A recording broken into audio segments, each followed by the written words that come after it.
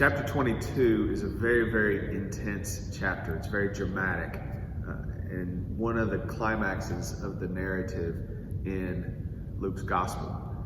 First, we get the institution of what we call the Lord's Supper or Holy Communion or the Holy Eucharist. And it's interesting to note that the pattern is a little different in Luke than it is in the other gospels. In Luke, Jesus takes the cup, blesses it, shares it, then takes bread, blesses it, shares it, then takes the cup again. So it's cup, bread, cup. It's the only gospel that has that unique form of the Eucharist. And don't know where that kind of comes from. It could be that one of the worshiping communities that Luke was a part of, that was their tradition of celebrating the Holy Eucharist or the communion together, the sacred meal, the Last Supper. That's the way they did it. And so Luke wrote it into the story that way. Or remember back from the prologue, he said he did a lot of oral history. He talked to a lot of people and tried to get the story together that way. So maybe that's how some of the folks remembered it.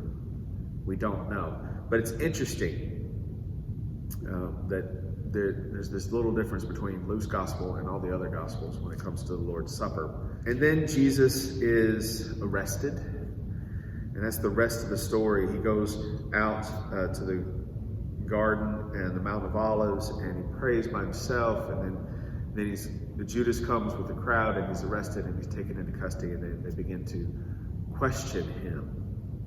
Now, this is intense. And I want to invite you to try to imagine yourself there and what that would have felt like. Not just in this chapter, but to have gone on this whole journey with Jesus, this gathering of a community in the first section, this traveling steadfastly to Jerusalem in the middle section, where Jesus is doing all this intense teaching with this diverse community that has gathered around, and then to come to this table and come to this moment when Jesus says, "This is the last meal I eat before I die." And to wonder about the state of mind of the apostles, because they certainly followed Jesus expecting something. What did they expect? Did Jesus live into those expectations? Did Jesus thwart those expectations and do something else? I think it's insightful just to sit with the intensity of this story and just picture being a part of it and wonder at when he's arrested and taken away and Peter follows and he denies Jesus 3 times. Is Peter thinking that he'll never see Jesus again? What would that feel like? What would that be for us if we could not encounter Jesus ever again?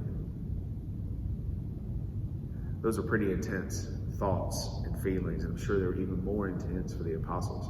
So I invite you to sit with that, especially as this week we are moving towards celebrating the birth of Jesus.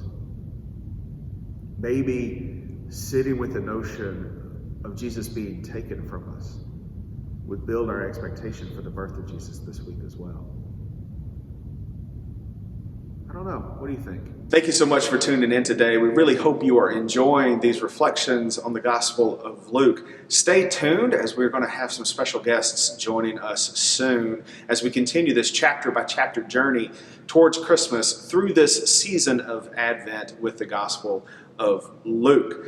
If you haven't already, please click the subscribe button down below.